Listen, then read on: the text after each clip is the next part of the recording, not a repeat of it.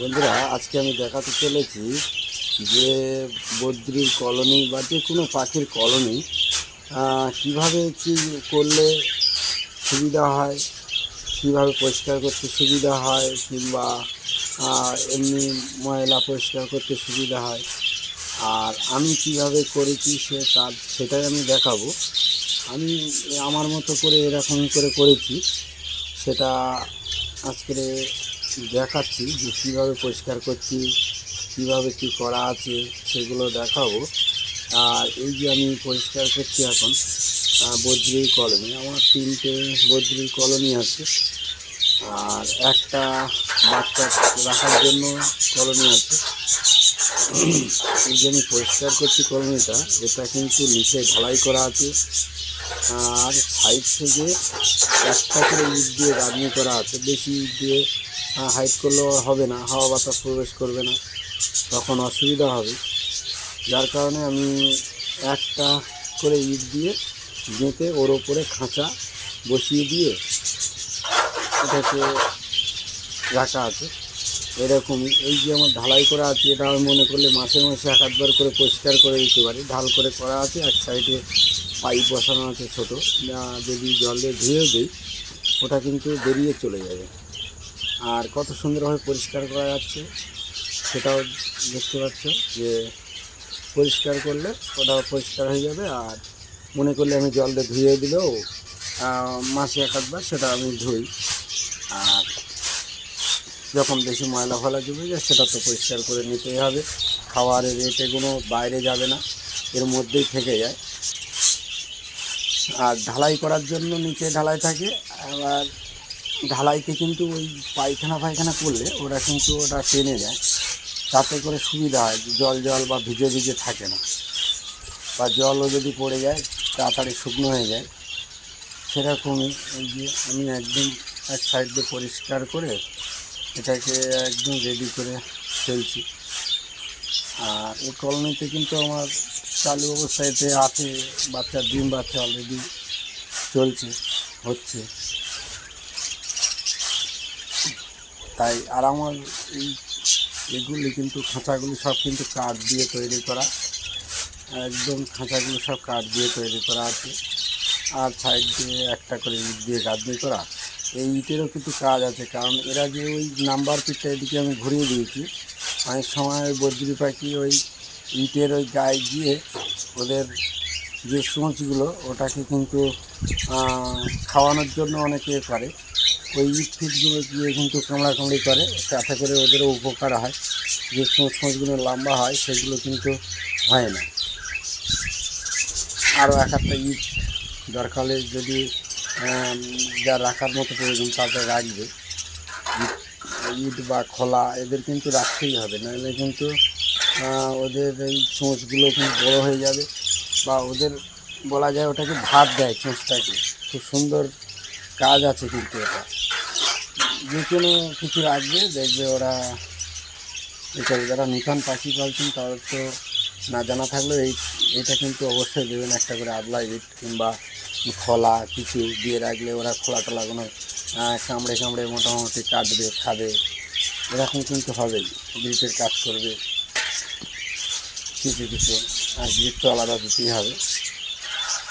তা তেমনি করে আমি পরিষ্কার করে রেডি করে নিচ্ছি।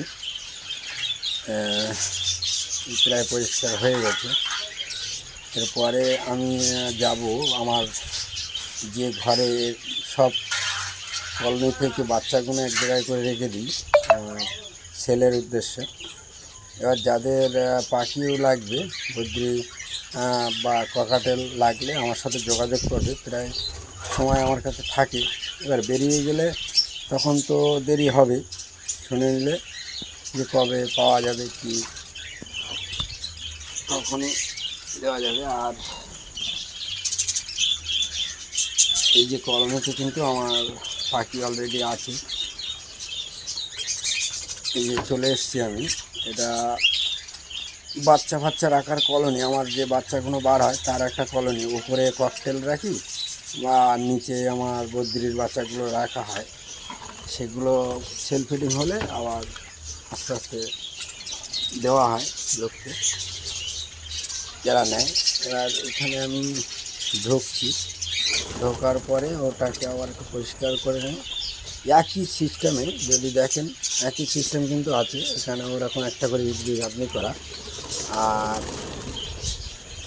নিচে কিন্তু ঢালাই করা আছে। ঢালাইটা থাকলে, ঢালাইটা অবশ্যই দরকার আছে। ঢালাই না থাকলে কিন্তু ওদের যে পায়খানা করে যে কূপটা, ওটা কিন্তু টানবে না। টেনে গেলে কিন্তু ওদের কোনো অসুবিধা হয় না, কিন্তু ভিজে ভিজে থাকলে ওদের পায়ে টায়ে লাগলে ঠান্ডা ফান্ডা লেগে যাওয়ার অসুবিধা হয়। অনেক সময় দেখা যাচ্ছে ওই বাচ্চা পাখি বা বড় পাখিও কিন্তু ওই কূপটা খায়। নরম থাকলে কিন্তু খাওয়ার ওরা চান্স নেয়, কিন্তু এটা ঢালাই থাকলে কী হবে, পায়খানা করার সাথে সাথে কিন্তু ওটা টেনে যাবে। 2-1 মিনিটের ভেতরেই ওটা শুকনো হয়ে যাবে, জলটা টেনে নেবে ঢালাইতে, শুকনো হয়ে যাবে। আর এরকম সিস্টেমটা থাকলে কী হবে, মাসে মাসে 1-8 বার ধুয়ে দিলে একদম পুরো জীবাণু ফিবাণু সব চলে যাবে। ধোয়ার পরেও আগে একটা ভিডিওতে আমি দেখেছি যে পরিষ্কার করার পরে চুন মারতে হয় কীভাবে, একটু চুন মেরে দিলে আর কোনো জীবাণু কিন্তু খাঁচার এই নিচেটা থাকবে না। ওই দরকার হলে ওই ভিডিওটা দেখে আসতে পারো। আমার এই ভিডিওটা দেখে নিলে বুঝতে পারবে যে চুন কতটা দিতে হবে, কতটা দিয়ে জলের সঙ্গে দিতে হবে গুঁড়ো চুন। কারেন্ট চুন কিন্তু দিলে হবে না। আচ্ছা, যাই হোক, তারপর এই যে আমার ওটা পরিষ্কার হয়ে গেল বাচ্চাদের ঘরটা। এবার এখানে আমার কিছু ককাটেলের যে সেট আপগুলো আছে সেগুলো এখানেই আছে। আর আমার কিন্তু সব খাঁচা কিন্তু কাঠ দিয়ে তৈরি করা, এই কাঠ দিয়ে বাটাম দিয়ে এরকমভাবেই তৈরি করা। কাঠ দিয়ে করলে এরা কিন্তু একটা ন্যাচারাল ফিল করে। ও কোনো কোনো সময় কাঠটাই কামড়ায় বা এ করে। এদের উডেনের খুব প্রয়োজন আছে, মোটামুটি কাঠ ফাটাইলের খুব দরকার আছে। আর নিমের ডাল টাল তো দিয়েই রাখতে হয় ওদেরকে। নিমের ডাল দিলে এরা মাঝে মাঝে চিবায় ওটাকে বা কাটে। নিমের ডালটা অবশ্যই দেবেন যাদের পাখি আছে। সব কলোনিতে বলেন আর সেট আপ সেট আপ যেগুলো হবে তার মধ্যেও কিন্তু দিয়ে রাখার দরকার আছে। এগুলো এই যে উপরে আমি যে বাচ্চা রাখা হয়, এইগুলো আমার ককাটেলের বাচ্চা রাখা হয়। আর নিচেটা বদ্রি দেখালাম, নিচেটা পরিষ্কার করেছি। আর এটা কিন্তু উপরে থাকে আর কি, এটা রাখা আছে আমার।